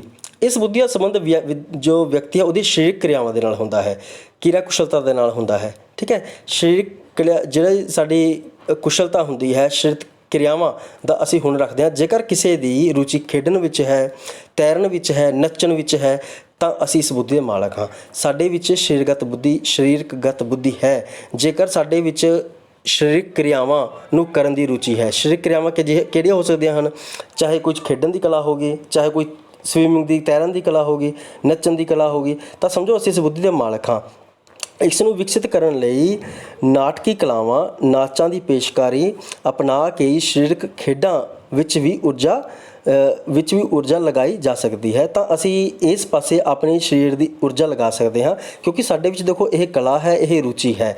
ਸਾਡੇ ਵਿੱਚ ਰੁਚੀ ਹੈ ਖੇਡਣ ਦੀ, ਸਾਡੇ ਵਿੱਚ ਰੁਚੀ ਹੈ ਤੈਰਨ ਦੀ, ਸਾਡੇ ਵਿੱਚ ਰੁਚੀ ਹੈ ਨੱਚਣ ਦੀ। ਜੇਕਰ ਇਹ ਸਾਡੇ ਵਿੱਚ ਰੁਚੀਆਂ ਹਨ ਤਾਂ ਅਸੀਂ ਸਰੀਰਗਤ ਬੁੱਧੀ ਦੇ ਮਾਲਕ ਹਾਂ। ਇਸ ਨੂੰ ਅਸੀਂ ਵਿਕਸਿਤ ਕਿਵੇਂ ਕਰ ਸਕਦੇ ਹਾਂ? ਫਿਰ ਅਸੀਂ ਇਸ ਨੂੰ ਅੱਗੇ ਵਧਾ ਕਿਵੇਂ ਸਕਦੇ ਹਾਂ? ਅਸੀਂ ਨਾਟਕੀ ਕਲਾਵਾਂ ਦੇ ਰਾਹੀਂ, ਨਾਚ ਦੀ ਪੇਸ਼ਕਾਰੀ ਦੇ ਰਾਹੀਂ, ਡਾਂਸ ਦੇ ਰਾਹੀਂ ਅਤੇ ਹੋਰ ਸਰੀਰਕ ਖੇਡਾਂ ਦੇ ਰਾਹੀਂ ਆਪਣੀ ਊਰਜਾ ਅਸੀਂ ਲਗਾ ਸਕਦੇ ਹਾਂ। ਅਗਲਾ ਵਿਦਿਆਰਥੀ ਆ ਗਿਆ, ਦੇਖੋ ਤਾਲਮੇਲ ਬੁੱਧੀ। ਤਾਲਮੇਲ ਬੁੱਧੀ ਕੀ ਚੀਜ਼ ਹੁੰਦੀ ਹੈ? ਗਾਰਡਨਰ ਨੇ ਜੋ ਆਪਣਾ ਅਗਲਾ ਸਿਧਾਂਤ ਦਿੱਤਾ ਹੈ ਉਹ ਹੈ ਤਾਲਮੇਲ ਦੀ ਬੁੱਧੀ। ਦੇਖੋ ਵਿਦਿਆਰਥੀਓ, ਜ਼ਿੰਦਗੀ ਦੇ ਵਿੱਚ ਤਾਲਮੇਲ ਹੋਣਾ ਬੜਾ ਜ਼ਰੂਰੀ ਹੈ। ਜੇਕਰ ਜ਼ਿੰਦਗੀ ਦੇ ਵਿੱਚ ਤਾਲਮੇਲ ਨਾ ਹੋਵੇ, ਅਸੀਂ ਕਿਸੇ ਚੀਜ਼ ਦੇ ਨਾਲ ਅਸੀਂ ਆਪਣੇ ਆਪ ਨੂੰ ਮੋਡੀਫਾਈ ਨਾ ਕਰ ਸਕੀਏ, ਕਿ ਆਪਣੇ ਆਪ ਨੂੰ ਡਾਇਨਾਮਿਕ ਤਰੀਕੇ ਦੇ ਨਾਲ ਅਸੀਂ ਸਿਚੁਏਸ਼ਨ ਦੇ ਅਕੋਰਡਿੰਗ ਅਸੀਂ ਆਪਣੇ ਆਪ ਨੂੰ ਨਾ ਢਾਲ ਸਕੀਏ, ਤਾਂ ਸਾਡੇ ਵਿੱਚ ਸਮਝ ਲਓ ਇਸ ਬੁੱਧੀ ਦੀ ਬੜੀ ਘਾਟ ਹੈ। ਆਪਾਂ ਦੇਖਦੇ ਹਾਂ ਸਮਾਜ ਦੇ ਵਿੱਚ ਬਹੁਤ ਸਾਰੇ ਲੋਕ ਹੁੰਦੇ ਨੇ ਜਿਹੜੇ ਕਿ ਮੰਨ ਲਓ ਸੁਸਾਈਡ ਕਰ ਲੈਂਦੇ ਹਨ। ਇਹਦਾ ਕਾਰਨ ਇਹ ਹੈ ਕਿਤੇ ਨਾ ਕਿਤੇ ਉਹਨਾਂ ਦੇ ਵਿੱਚ ਇਸ ਬੁੱਧੀ ਦੀ ਬੜੀ ਘਾਟ ਹੁੰਦੀ ਹੈ, ਤਾਲਮੇਲ ਦੀ ਬੁੱਧੀ ਉਹਨਾਂ ਦੇ ਵਿੱਚ ਨਹੀਂ ਹੁੰਦੀ। ਦੇਖੋ ਵਿਦਿਆਰਥੀਓ, ਇਹਦੇ ਵਿੱਚ ਗਾਰਡਨ ਸਾਨੂੰ ਕੀ ਗੱਲ ਕਹਿ ਰਿਹਾ ਹੈ। ਦੇਖੋ ਵਿਦਿਆਰਥੀਓ, ਇਸ ਬੁੱਧੀ ਦਾ ਸੰਬੰਧ ਆਪਸੀ ਸੰਬੰਧਾਂ ਦੀ ਗਹਿਰਾਈ, ਸਮਝ, ਵਿਸ਼ਾਲਤਾ ਲਿਆਉਣ ਦੀ ਯੋਗਤਾ ਨਾਲ ਹੈ। ਦੇਖੋ ਵਿਦਿਆਰਥੀਓ, ਮੈਂ ਜਿਸ ਤਰ੍ਹਾਂ ਪਹਿਲਾਂ ਤੁਹਾਨੂੰ ਦੱਸ ਕੇ ਹਟਿਆ ਸੀ ਕਿ ਜ਼ਿੰਦਗੀ ਦੇ ਵਿੱਚ ਤਾਲਮੇਲ ਦਾ ਹੋਣਾ ਬੜਾ ਜ਼ਰੂਰੀ ਹੈ। ਬਿਨਾਂ ਤਾਲਮੇਲ ਜੇਕਰ ਸਾਡੇ ਜ਼ਿੰਦਗੀ ਦੇ ਵਿੱਚ, ਤਾਂ ਅਸੀਂ ਕਿਸੇ ਵੀ ਰਿਸ਼ਤੇ ਨੂੰ ਗਹਿਰਾਈ ਦੇ ਨਾਲ ਨਹੀਂ ਸਮਝ ਸਕਦੇ। ਆਪਸੀ ਰਿਸ਼ਤਿਆਂ ਨੂੰ ਗਹਿਰਾਈ ਨਾਲ ਸਮਝਣਾ, ਠੀਕ ਹੈ, ਅਤੇ ਵਿਸ਼ਾਲਤਾ ਲਿਆਉਣਾ ਇਸ ਯੋਗਤਾ ਦੇ ਨਾਲ ਹੀ ਹੈ। ਇਸ ਬੁੱਧੀ ਦਾ ਸੰਬੰਧ ਆਪਸੀ ਸੰਬੰਧਾਂ ਦੀ ਗਹਿਰਾਈ ਨਾਲ, ਸਮਝ ਨਾਲ ਅਤੇ ਵਿਸ਼ਾਲਤਾ ਦੇ ਨਾਲ ਹੈ। ਲੇਖਣ ਕਲਾ ਵਿੱਚ ਰੰਗਮੰਚ ਕਲਾ ਅਤੇ ਨਾਟ ਸਾਹਿਤ ਨੂੰ ਅਪਣਾਇਆ ਜਾ ਸਕਦਾ ਹੈ। ਜੇਕਰ ਅਸੀਂ ਦੇਖੋ ਬੜੀ ਤਾਲਮੇਲ ਦੀ ਬੁੱਧੀ ਸਾਡੇ ਵਿੱਚ ਹੈ, ਅਸੀਂ ਤਾਲਮੇਲ ਰੱਖ ਸਕਦੇ ਹਾਂ, ਕਿਸੇ ਵੀ ਚੀਜ਼ ਨਾਲ ਬਣਾ ਕੇ ਰੱਖ ਸਕਦੇ ਹਾਂ, ਤਾਂ ਅਸੀਂ ਕਿਸੇ ਵੀ ਲੇਖਣ ਕਲਾ ਨੂੰ, ਭਾਵ ਲਿਖੀ ਹੋਈ ਕਲਾ ਨੂੰ ਰੰਗਮੰਚ ਦੇ ਉੱਤੇ, ਭਾਵ ਕਿ ਸਟੇਜ ਦੇ ਉੱਤੇ, ਕਲਾ ਦੇ ਉੱਤੇ ਨਾਟ ਸਾਹਿਤ ਦੇ ਰਾਹੀਂ ਅਪਣਾ ਸਕਦੇ ਹਾਂ। ਭਾਵ ਨਾਟਕ ਕਰਕੇ ਅਸੀਂ ਕਿਉਂਕਿ ਸਾਡੇ ਵਿੱਚ ਸਾਨੂੰ ਉਹਨਾਂ ਰਿਸ਼ਤਿਆਂ ਦੀ ਗਹਿਰਾਈ ਦੀ ਸਾਨੂੰ ਪਕੜ ਹੋਵੇਗੀ, ਸਮਝ ਹੋਵੇਗੀ, ਅਸੀਂ ਉਹਨਾਂ ਨੂੰ ਬਾਖੂਬੀ ਨਿਭਾ ਸਕਦੇ ਹਾਂ। ਫਿਰ ਸਮਾਜਿਕ ਮੁੱਦਿਆਂ ਉੱਤੇ ਵਾਰਤਕ ਅਤੇ ਵਿਅੰਗ ਲਿਖ ਕੇ ਆਪਣੀ ਕਲਾ ਨੂੰ ਵਿਕਸਿਤ ਕਰ ਸਕਦੇ ਹਾਂ। ਦੇਖੋ ਜੋ ਸਮਾਜ ਦੇ ਮੁੱਦੇ ਹੁੰਦੇ ਹਨ, ਉਹਨਾਂ ਦੇ ਉੱਤੇ ਅਸੀਂ ਵਾਰਤਕ ਲਿਖ ਸਕਦੇ ਹਾਂ। ਵਾਰਤਕ ਮੀਨਜ਼ ਵਿਦਿਆਰਥੀਓ ਉਰੇ ਕੋਈ ਕਹਾਣੀ, ਕੋਈ ਇਕਾਂਗੀ, ਕੋਈ ਨਾਟਕ ਹੋ ਗਿਆ। ਅਸੀਂ ਵਿਅੰਗ ਲਿਖ ਸਕਦੇ ਹਾਂ। ਵਿਅੰਗ ਦਾ ਮਤਲਬ ਵਿਦਿਆਰਥੀਓ ਹੁੰਦਾ ਹੈ ਜਦੋਂ ਅਸੀਂ ਕਿਸੇ ਬੁਰਾਈ ਨੂੰ ਅਸੀਂ ਵਿਅੰਗ ਬਣਾ ਕੇ ਪੇਸ਼ ਕਰਦੇ ਹਾਂ, ਠੀਕ ਹੈ। ਕਿਸੇ ਬੁਰਾਈ ਨੂੰ ਅਸੀਂ ਵਿਅੰਗ ਬਣਾ ਕੇ ਉਹ 'ਤੇ ਵਿਅੰਗ ਕਰਦੇ। ਜਿਸ ਤਰ੍ਹਾਂ ਮੰਨ ਲਓ ਸਪੋਜ਼ ਕਰੋ ਅੱਜ ਕੱਲ੍ਹ ਦੇਖੋ ਜਿਸ ਤਰ੍ਹਾਂ ਨਾ ਲੋਕਡਾਊਨ ਦਾ ਜੋ ਹੈਗਾ ਸੀਗਾ ਕੰਮ ਚੱਲ ਰਿਹਾ ਸੀ, ਹੈ ਨਾ, ਤਾਂ ਮੈਂ ਦੇਖ ਰਿਹਾ ਸੀ ਕੁਛ ਖਬਰਾਂ ਆ ਰਹੀਆਂ ਸੀ ਸੋਸ਼ਲ ਮੀਡੀਆ ਦੇ ਉੱਤੇ ਕਿ ਪਾਕਿਸਤਾਨ ਨੇ ਆਪਣੇ ਦੇਸ਼ ਦੇ ਲੋਕਾਂ ਨੂੰ ਦੇਸੀ ਘਿਓ ਦੇ ਬਣੇ ਪਕਵਾਨ, ਲੋਕਡਾਊਨ ਦੇ ਵਿੱਚ ਲੋਕਾਂ ਨੂੰ ਦੇਸੀ ਘਿਓ ਦੇ ਬਣੇ ਹੋਏ ਪਕਵਾਨ ਖਵਾਏ। ਹੁਣ ਵਿਦਿਆਰਥੀਓ, ਇਹ ਇੱਕ ਵਿਅੰਗ ਕਸਿਆ ਗਿਆ ਸੀ। ਇਹਦਾ ਮਤਲਬ ਇਹ ਨਿਕਲਦਾ ਸੀ ਕਿ ਉੱਥੇ ਦੇ ਜਿਹੜੇ ਲੋਕ ਸੀਗੇ ਉਹ ਭੁੱਖੇ ਮਰ ਰਹੇ ਸੀਗੇ, ਪਰ ਵਿਅੰਗ ਕਸਣ ਵਾਲੇ ਨੇ ਕੀ ਕਸਿਆ ਹੈ, ਉਸ ਨੂੰ ਕਿਹਾ ਕਿ ਭਾਈ ਦੇਸੀ ਘਿਓ ਦੇ ਪਕਵਾਨ ਬਣਾ ਕੇ ਉਹਨਾਂ ਲੋਕਾਂ ਨੂੰ ਖਵਾਏ ਜਾ ਰਹੇ ਸੀਗੇ। ਤਾਂ ਵਿਦਿਆਰਥੀਓ, ਇਹ ਇੱਕ ਵਿਅੰਗ ਹੋ ਗਿਆ, ਠੀਕ ਹੈ। ਲਿਖ ਕੇ ਆਪਣੀ ਕਲਾ ਨੂੰ ਵਿਕਸਿਤ ਕਰ ਸਕਦੇ ਹਾਂ। ਅੱਗੇ ਵਿਦਿਆਰਥੀਓ ਆ ਗਿਆ ਬੁੱਧੀ ਦਾ ਮਤਲਬ, ਅਗਲੀ ਬੁੱਧੀ ਆ ਗਈ ਸਵੈ ਮੁਖੀ। ਸਵੈ ਦਾ ਮਤਲਬ ਕੀ ਹੁੰਦਾ? ਆਪਣੇ ਆਪ, ਆਪਣੇ ਅੰਦਰ, ਠੀਕ ਹੈ। ਜਦੋਂ ਇਸ ਬੁੱਧੀ ਦਾ ਸੰਬੰਧ ਸਵੈ ਕੇਂਦਰੀ ਰੁਚੀਆਂ ਦੇ ਨਾਲ ਦੇ ਸਮਰਥਾਵਾਂ ਦੇ ਨਾਲ ਹੈ, ਠੀਕ ਹੈ। ਜਦੋਂ ਅਸੀਂ ਆਪਣੇ ਵਿੱਚ ਕੀ ਸਾਡੇ ਅੰਦਰ ਸਾਡੀ ਰੁਚੀ ਹੈ, ਜੇਕਰ ਅਸੀਂ ਉਸ ਨੂੰ ਸਮਝਣ ਦੀ ਵਿਸ਼ਾਲਤਾ ਰੱਖਦੇ ਹਾਂ। ਇਸ ਬੁੱਧੀ ਦਾ ਸੰਬੰਧ ਸਵੈ ਕੇਂਦਰੀ ਰੁਚੀਆਂ ਅਤੇ ਸਮਰਥਾਵਾਂ ਨਾਲ ਹੈ। ਜਦੋਂ ਅਸੀਂ ਆਤਮਕ ਹੋਂਦ ਅਤੇ ਵਿਸ਼ਲੇਸ਼ਣ ਕਰਦੇ ਹਾਂ, ਜਦੋਂ ਅਸੀਂ ਆਪਣੀ ਆਤਮਕ ਹੋਂਦ ਦਾ ਐਨਾਲਾਈਜ਼ ਕਰਦੇ ਹਾਂ, ਵਿਸ਼ਲੇਸ਼ਣ ਮੀਨ ਉਹਨੂੰ ਐਨਾਲਾਈਜ਼ ਕਰਦੇ ਹਾਂ, ਆਤਮਕ ਹੋਂਦ ਨੂੰ, ਕਿ ਅਸੀਂ ਕਿੱਥੇ ਸਟੈਂਡ ਕਰਦੇ ਹਾਂ। ਜਦੋਂ ਅਸੀਂ ਆਪਣੇ ਆਪ ਨੂੰ ਐਨਾਲਾਈਜ਼ ਕਰਦੇ ਹਾਂ, ਆਪਣੇ ਆਪ ਦਾ ਵਿਸ਼ਲੇਸ਼ਣ ਕਰਦੇ ਹਾਂ, ਤਾਂ ਸਮਝ ਲਓ ਸਾਡੇ ਵਿੱਚ ਸਵੈਮੁਖੀ ਬੁੱਧੀ ਹੈ। ਵਿਦਿਆਰਥੀਓ, ਸੱਚਾਈ ਹੈ ਕਿ ਇਨਸਾਨ ਨੂੰ ਸਾਰੀ ਉਮਰ ਆਪਣੇ ਆਪ ਨੂੰ ਸਮਝਣ ਦੀ ਅਕਲ ਹੀ ਨਹੀਂ ਆਉਂਦੀ। ਜਦੋਂ ਉਸ ਨੂੰ ਆਪਣੇ ਆਪ ਨੂੰ ਸਮਝਣ ਦੀ ਅਕਲ ਆਉਂਦੀ ਹੈ ਤਾਂ ਉਸ ਸਮੇਂ ਤੱਕ ਉਹ ਬਹੁਤ ਲੇਟ ਹੋ ਚੁੱਕਿਆ ਹੁੰਦਾ ਹੈ। ਜਿਸ ਤਰ੍ਹਾਂ ਮੈਂ ਤੁਹਾਨੂੰ ਪਹਿਲਾਂ ਦੱਸ ਕੇ ਹਟਿਆ ਸੀ ਕਿ ਜਦੋਂ ਅਸੀਂ ਵਿਸ਼ਿਆਂ ਦੀ ਚੋਣ ਕਰਨੀ ਹੈ 10ਵੀਂ ਤੋਂ ਬਾਅਦ, ਤਾਂ ਅਸੀਂ ਸਿਰਫ ਸਮਾਜ ਨੂੰ ਸਾਹਮਣੇ ਰੱਖ ਕੇ ਵਿਸ਼ਿਆਂ ਦੀ ਚੋਣ ਕਰਦੇ ਹਾਂ ਕਿ ਭਾਈ ਜਿਹੜੇ ਇਹ ਵਿਦਿਆਰਥੀ ਹੁੰਦੇ ਹਨ, ਇਹਨੂੰ ਸਮਾਜ ਦੇ ਵਿੱਚ ਹੁਸ਼ਿਆਰ ਬੱਚਿਆਂ ਦੀ ਕੈਟਾਗਰੀ ਵਿੱਚ ਗਿਣਿਆ ਜਾਂਦਾ ਹੈ। ਜਿਹੜੇ ਲੋਕ ਇਸ ਸਟਰੀਮ ਦੇ ਵਿੱਚ ਆਉਂਦੇ ਹਨ, ਉਹਨਾਂ ਨੂੰ ਨਲਾਇਕ ਬੱਚਿਆਂ ਦੀ ਕੈਟਾਗਰੀ ਵਿੱਚ ਗਿਣਿਆ ਜਾਂਦਾ ਹੈ। ਅਸੀਂ ਆਤਮਕ ਹੋਂਦ ਦਾ ਵਿਸ਼ਲੇਸ਼ਣ ਨਹੀਂ ਕਰਦੇ। ਅਸੀਂ ਨਹੀਂ ਦੇਖਦੇ ਕਿ ਸਾਡੇ ਅੰਦਰ ਕਿਹੜੀ ਰੁਚੀ ਸਾਡੇ ਅੰਦਰ ਕੰਮ ਕਰ ਰਹੀ ਹੈ। ਅਸੀਂ ਇਸ ਬੁੱਧੀ ਦੇ ਮਾਲਕ ਹਾਂ। ਜੇਕਰ ਸਾਡੇ ਵਿੱਚ ਇਹ ਯੋਗਤਾ ਵਿਦਿਆਰਥੀਓ ਹੈ ਕਿ ਅਸੀਂ ਆਪਣੀ ਆਤਮਕ ਹੋਂਦ ਦਾ ਵਿਸ਼ਲੇਸ਼ਣ ਕਰ ਸਕੀਏ, ਅਸੀਂ ਆਪਣੇ ਆਪ ਨੂੰ ਐਨਾਲਾਈਜ਼ ਕਰ ਸਕੀਏ, ਤਾਂ ਸਮਝੋ ਸਾਡੇ ਵਿੱਚ ਸਵੈਮੁਖੀ ਵਿਧੀ ਹੈ। ਦੇਖੋ, ਸਾਹਿਤਕਾਰੀ, ਸੰਗੀਤਕ ਮੁਹਾਰਤ, ਚਿੱਤਰਕਾਰੀ, ਮੂਰਤੀ ਰਾਹੀਂ ਸਾਨੂੰ ਵਿਕਸਿਤ ਕੀਤਾ ਜਾ ਸਕਦਾ ਹੈ। ਅਸੀਂ ਆਪਣੀ ਇਸ ਕਲਾ ਨੂੰ ਸਾਹਿਤ ਦੇ ਰਾਹੀਂ, ਸਾਹਿਤਕਾਰੀ ਦੇ ਵਿੱਚ, ਸੰਗੀਤਕ ਮਹਾਰਤ ਦੇ ਵਿੱਚ, ਠੀਕ ਹੈ, ਚਿੱਤਰਕਾਰੀ ਦੇ ਵਿੱਚ, ਮੂਰਤੀ ਕਲਾ ਦੇ ਵਿੱਚ ਅਸੀਂ ਆਪਣੇ ਆਪ ਨੂੰ ਵਿਕਸਿਤ ਕਰ ਸਕਦੇ ਹਾਂ। ਤਾਂ ਵਿਦਿਆਰਥੀਓ, ਇਹ ਹੋ ਗਈ ਸਵੈਮੁਖੀ ਬੁੱਧੀ। ਤੁਸੀਂ ਸਮਝ ਗਏ ਹੋਵੋਗੇ ਸਵੈਮੁਖੀ ਦਾ ਮਤਲਬ ਕੀ ਹੈ? ਆਪਣੇ ਆਪ ਨੂੰ ਸਮਝਣਾ, ਆਪਣੇ ਅੰਦਰ ਕਿਹੜੀਆਂ ਰੁਚੀਆਂ ਹਨ, ਆਪਣਾ ਕੀ ਇੰਟਰਸਟ ਹੈ, ਆਪਣੀਆਂ ਵਿੱਚ ਕੀ ਕੀ ਕਲਾਵਾਂ ਹਨ, ਉਸ ਚੀਜ਼ ਨੂੰ ਸਮਝਣਾ। ਅਗਲਾ ਵਿਦਿਆਰਥੀ ਦੇਖੋ, 8ਵਾਂ ਪੁਆਇੰਟ, ਸਾਡਾ ਆਖਰੀ ਪੁਆਇੰਟ ਜੋ ਆ ਗਿਆ ਉਹ ਹੈ ਪ੍ਰਕਿਰਤੀਗਤ ਬੁੱਧੀ। ਪ੍ਰਕਿਰਤੀ ਮੀਨਸ ਦਾ ਮਤਲਬ ਵਿਦਿਆਰਥੀਆਂ ਨੂੰ ਪਤਾ ਹੈ ਕੁਦਰਤ। ਇਸ ਬੁੱਧੀ ਦਾ ਮਾਲਕ ਜਿਹੜਾ ਹੁੰਦਾ ਸੰਬੰਧ ਮਨੁੱਖ ਦੀ ਕੁਦਰਤ ਨਾਲ ਪ੍ਰੇਮ ਅਤੇ ਲਗਾਵ ਨਾਲ ਹੈ। ਕਈ ਇਨਸਾਨ ਤੁਸੀਂ ਦੇਖੇ ਹੋਣਗੇ ਉਹ ਕੁਦਰਤੀ ਪ੍ਰਕਿਰਤੀ ਨੂੰ ਬੜਾ ਪਿਆਰ ਕਰਦੇ ਹਨ, ਆਪਣੇ ਘਰ ਦੇ ਵਿੱਚ ਬੜੇ ਸੋਹਣੇ ਸੋਹਣੇ ਪੌਦੇ ਲਗਾਉਂਦੇ ਹਨ, ਠੀਕ ਹੈ, ਕਿਉਂਕਿ ਉਹਨਾਂ ਨੂੰ ਇਹ ਚੀਜ਼ਾਂ ਚੰਗੀਆਂ ਲੱਗਦੀਆਂ ਹਨ। ਅਤੇ ਜਦੋਂ ਕੋਈ ਵੀ ਕੁਦਰਤ ਬਾਰੇ ਜਾਣਨ ਦੀ ਰੁਚੀ ਰੱਖਦਾ ਹੈ, ਜੇਕਰ ਕਿਸੇ ਇਨਸਾਨ ਦੇ ਵਿੱਚ ਨੂੰ ਇਹ ਚੀਜ਼ ਕੁਦਰਤ ਦੇ ਦਰਖਤ ਲੱਗੇ ਹੋਏ ਚੰਗੇ ਲੱਗਦੇ ਹਨ, ਕੁਦਰਤੀ ਜੋ ਪਹਾੜ ਹਨ ਉਹ ਚੰਗੇ ਲੱਗਦੇ ਹਨ, ਤਾਂ ਸਮਝ ਲਓ ਉਹ ਇਸ ਬੁੱਧੀ ਦਾ ਮਾਲਕ ਹੈ, ਪ੍ਰਕਿਰਤੀਗਤ ਬੁੱਧੀ ਦਾ ਉਹ ਮਾਲਕ ਹੈ। ਅਜਿਹੇ ਵਿਅਕਤੀ ਨੂੰ ਬਾਗ ਬਗੀਚੀ ਤਿਆਰ ਕਰਨ, ਠੀਕ ਹੈ, ਐਡਵੈਂਚਰ ਨਾਲ ਸੰਬੰਧਿਤ ਕਲਾ ਕਾਰਜਾਂ ਵਿੱਚ ਆਪਣੀ ਊਰਜਾ ਲਗਾਉਣੀ ਚਾਹੀਦੀ ਹੈ। ਜੇਕਰ ਕਿਸੇ ਇਨਸਾਨ ਨੂੰ ਪ੍ਰਕਿਰਤੀ ਦੇ ਨਾਲ ਪਿਆਰ ਹੈ, ਕੁਦਰਤ ਦੇ ਨਾਲ ਪਿਆਰ ਹੈ, ਤਾਂ ਉਸ ਨੂੰ ਆਪਣੀ ਰੁਚੀ ਬਾਗ ਬਗੀਚੀ ਭਾਵ ਕਿ ਗਾਰਡਨਿੰਗ ਵਗੈਰਾ ਕਰਨੀ ਆਪਣੇ ਘਰ ਦੇ ਬਾਹਰ, ਜਿੱਥੇ ਆਪਾਂ ਨੂੰ ਸਪੇਸ ਮਿਲੇ। ਘਰਾਂ ਵਿੱਚ ਥਾਂ ਨਹੀਂ ਹੈਗੀ, ਅਸੀਂ ਕੋਠੇ ਉੱਤੇ ਗਮਲੇ ਵਗੈਰਾ ਲਗਾ ਸਕਦੇ ਹਾਂ, ਠੀਕ ਹੈ, ਅਤੇ ਅਸੀਂ ਉਹਦੇ ਵਿੱਚ ਆਪਣਾ ਜਿਹੜਾ ਹੈਗਾ ਇਹ ਬੁੱਧੀ ਹੈ ਉਸ ਨੂੰ ਵਰਤ ਸਕਦੇ ਹਾਂ। ਇਸ ਦੇ ਨਾਲ ਹੀ ਅਸੀਂ ਐਡਵੈਂਚਰ ਨਾਲ ਸੰਬੰਧਿਤ ਕਲਾਵਾਂ ਜੋ ਕਲਾ ਕਾਰਜ ਹੁੰਦੇ ਹਨ ਉਹਨਾਂ ਦੇ ਵਿੱਚ ਆਪਣੀ ਇਹ ਊਰਜਾ ਨੂੰ ਲਗਾ ਸਕਦੇ ਹਾਂ। ਤਾਂ ਵਿਦਿਆਰਥੀ ਦੇਖੋ ਇਹ ਤਾਂ ਹੋ ਗਏ ਗਾਰਡਨਰ ਦੇ ਜੋ 5 ਸਿਧਾਂਤ ਨੇ, ਅਸੀਂ 8 ਸਿਧਾਂਤ ਸੀਗੇ, ਇਹ ਸਾਡੇ ਪੂਰੇ ਹੋ ਚੁੱਕੇ ਹਨ। ਅੱਗੇ ਪਾਠ ਦੇ ਵਿੱਚ ਦੇਖੋ ਗਾਰਡਨਰ ਕੀ ਗੱਲ ਕਹਿ ਰਿਹਾ ਹੈ। ਅੱਗੇ ਦੇਖੋ ਵਿਦਿਆਰਥੀਓ ਗਾਰਡਨਰ ਕਹਿ ਰਿਹਾ ਹੈ ਧਾਰਮਿਕ ਅਧਿਆਤਮਕ। ਦੇਖੋ ਅਧਿਆਤਮਕਤਾ ਦਾ ਸੰਬੰਧ ਧਰਮ ਨਾਲ ਹੈ। ਜਦੋਂ ਸਾਨੂੰ ਕੋਈ ਭਜਨ ਸੁਣ ਕੇ, ਕੋਈ ਗੁਰਬਾਣੀ, ਕੋਈ ਸ਼ਬਦ ਸੁਣ ਕੇ ਆਨੰਦ ਮਹਿਸੂਸ ਹੁੰਦਾ ਹੈ ਤਾਂ ਅਸੀਂ ਉਸ ਸਮੇਂ ਅਧਿਆਤਮਕ ਦੇ ਵਿੱਚ ਚਲੇ ਜਾਂਦੇ ਹਾਂ। ਧਰਮ ਅਧਿਆਤਮਕ ਅਤੇ ਨੈਤਿਕ ਬੁੱਧੀ ਦਾ ਸੰਬੰਧ ਮਨੁੱਖ ਦੇ ਧਰਮ ਅਤੇ ਨੈਤਿਕ ਕਦਰਾਂ ਕੀਮਤਾਂ ਦੇ ਨਾਲ ਹੈ। ਜਿਹੜਾ ਧਰਮ ਹੈ, ਅਧਿਆਤਮਕਤਾ ਹੈ, ਇਹ ਸਾਡੇ ਵਿੱਚ ਨੈਤਿਕ ਕਦਰਾਂ ਕੀਮਤਾਂ ਨੂੰ ਪੈਦਾ ਕਰਦੇ ਹਨ। ਨੈਤਿਕ ਕਦਰਾਂ ਕੀਮਤਾਂ ਵਿਦਿਆਰਥੀ ਉਹੀ ਹੁੰਦੀਆਂ ਹਨ ਜਿਸ ਤਰ੍ਹਾਂ ਮੰਨ ਲਓ ਇਮਾਨਦਾਰੀ ਹੋ ਗਿਆ, ਸੱਚਾਈ ਹੋ ਗਿਆ, ਪਿਆਰ ਹੋ ਗਿਆ, ਮੁਹੱਬਤ ਹੋ ਗਿਆ, ਇਹ ਸਾਰੀਆਂ ਨੈਤਿਕ ਕਦਰਾਂ ਕੀਮਤਾਂ ਹੋ ਗਿਆ। ਵੱਡਿਆਂ ਦਾ ਆਦਰ ਹੋ ਗਿਆ, ਕਿਸੇ ਨੂੰ ਬੁਰਾ ਨਾ ਕਹਿਣਾ, ਕਦੇ ਜ਼ੁਬਾਨ ਦੇ ਉੱਤੇ ਗਲਤ ਸ਼ਬਦ ਨਾ ਲੈ ਕੇ ਆਉਣਾ, ਇਹ ਸਾਰੇ ਨੈਤਿਕ ਕਦਰਾਂ ਕੀਮਤਾਂ ਹਨ। ਇਹਨਾਂ ਦਾ ਧਰਮ ਵਿਦਿਆਰਥੀਓ ਧਰਮ ਦੇ ਨਾਲ ਹੈ, ਠੀਕ ਹੈ, ਅਧਿਆਤਮਕਤਾ ਦੇ ਨਾਲ ਹੈ। ਇਹਨਾਂ ਕਦਰਾਂ ਕੀਮਤਾਂ ਵੱਲ ਝੁਕਾਅ ਰੱਖਣ ਵਾਲਾ ਮਨੁੱਖ ਪਦਾਰਥਕ ਲੋਭਾਂ ਤੋਂ ਮੁਕਤ ਹੋ ਜਾਂਦਾ ਹੈ। ਉਸ ਨੂੰ ਪਦਾਰਥਕ ਚੀਜ਼ਾਂ ਦਾ ਲਾਲਚ ਨਹੀਂ ਰਹਿੰਦਾ। ਉਸ ਨੂੰ ਇਹ ਜ਼ਰੂਰੀ ਨਹੀਂ ਹੈ ਕਿ ਜੇ ਗਵਾਂਢੀਆਂ ਨੇ ਚੰਗੀ ਵਧੀਆ ਕੋਠੀ ਪਾ ਲਈ ਤਾਂ ਉਹਨੂੰ ਰਾਤ ਨੂੰ ਨੀਂਦ ਨਾ ਆਵੇ ਕਿ ਜਦ ਮੇਰੀ ਕੋਠੀ ਪਤਾ ਨਹੀਂ ਕਦੋਂ ਬਣੇਗੀ, ਠੀਕ ਹੈ। ਉਹ ਇਹਨਾਂ ਪਦਾਰਥਕ ਲੋਭਾਂ ਤੋਂ ਮੁਕਤ ਹੁੰਦਾ ਹੈ। ਉਹ ਦੁਖੀ ਦੇ ਨਾਲ ਜਿਹੜਾ ਨਾ ਤਾਂ ਜ਼ਿਆਦਾ ਦੁਖੀ ਰਹਿੰਦਾ ਹੈ ਅਤੇ ਨਾ ਹੀ ਖੁਸ਼ ਦੇ ਵਿੱਚ ਜ਼ਿਆਦਾ ਖੁਸ਼ ਹੁੰਦਾ ਹੈ, ਅਤੇ ਕੁਦਰਤ ਪੱਖੋਂ ਉਪਕਾਰੀ ਹੁੰਦਾ ਹੈ। ਪਰਉਪਕਾਰੀ ਦੀ ਭਾਵਨਾ ਉਹਦੇ ਵਿੱਚ ਹੁੰਦੀ ਹੈ। ਅਜਿਹਾ ਮਨੁੱਖ ਸਤਿਅਮ ਸੁੰਦਰਮ ਦੀਆਂ ਕਦਰਾਂ ਕੀਮਤਾਂ ਨਾਲ ਜੁੜਿਆ ਹੋਇਆ ਹੁੰਦਾ ਹੈ। ਅੱਗੇ ਦੇਖੋ ਪ੍ਰਕਿਰਤੀ ਅਤੇ ਬਹੁ ਰੰਗਾਂ ਦੇ ਫੁੱਲ ਬੂਟੇ ਆਪਣੀ ਸੁੰਦਰਤਾ ਅਤੇ ਖੁਸ਼ਬੂ ਵੰਡ ਰਹੇ ਹਨ। ਦੇਖੋ ਵਿਦਿਆਰਥੀਓ ਇੱਕ ਬਾਗ ਦੇ ਵਿੱਚ ਪ੍ਰਕਿਰਤੀ ਦੇ ਵਿੱਚ ਬਹੁਤ ਸਾਰੇ ਬੂਟੇ, ਪੌਦੇ, ਫਲ, ਫਰੂਟ ਲੱਗੇ ਹੋਏ ਹਨ, ਬਹੁਤ ਸਾਰੇ ਫੁੱਲ ਲੱਗੇ ਹੁੰਦੇ ਹਨ। ਉਹ ਸਾਰਿਆਂ ਦੀ ਆਪਣੀ ਆਪਣੀ ਕੁਆਲਿਟੀ ਹੈ, ਉਹਨਾਂ ਦੀ ਸੁੰਦਰਤਾ ਅਲੱਗ-ਅਲੱਗ ਹੈ, ਉਹਨਾਂ ਦੀ ਖੁਸ਼ਬੂ ਅਲੱਗ-ਅਲੱਗ ਹੈ। ਉਹ ਵਿਦਿਆਰਥੀਓ ਇੱਕ ਦੂਜੇ ਦੀ ਕਦੇ ਨਕਲ ਨਹੀਂ ਕਰਦੇ ਹੈਗੇ। ਜੋ ਉਹਨਾਂ ਦੇ ਵਿੱਚ ਪਰਮਾਤਮਾ ਨੇ ਉਹਨਾਂ 'ਚ ਗੁਣ ਪਾ ਕੇ ਭੇਜਿਆ ਹੈ, ਰੁਚੀ ਪਾ ਕੇ ਭੇਜੀ ਹੈ, ਉਹ ਉਹਦੇ ਅਕੋਰਡਿੰਗ ਹੀ ਮਹਿਕਦੇ ਹਨ। ਹਰ ਬੂਟਾ ਆਪਣੀ ਆਪਣੀ ਕਾਬਲੀਅਤ ਅਤੇ ਸੁਭਾਅ ਅਨੁਸਾਰ ਵੱਧਦਾ ਫੁੱਲਦਾ ਹੈ। ਕੋਈ ਫੁੱਲ ਵੱਡੇ ਹੋ ਜਾਂਦੇ ਹਨ, ਕੋਈ ਛੋਟੇ ਹੋ ਜਾਂਦੇ ਹਨ।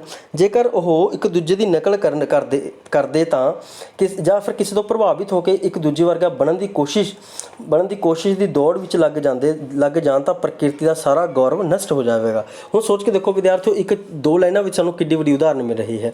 ਇੱਥੋਂ ਪਤਾ ਲੱਗ ਰਿਹਾ ਹੈ ਕਿ ਕਿਸੇ ਇਨਸਾਨ ਦੀ ਰੁਚੀ ਅਤੇ ਕਲਾ ਕਿੰਨੀ ਜ਼ਿਆਦਾ ਮਹੱਤਵਪੂਰਨ ਹੈ।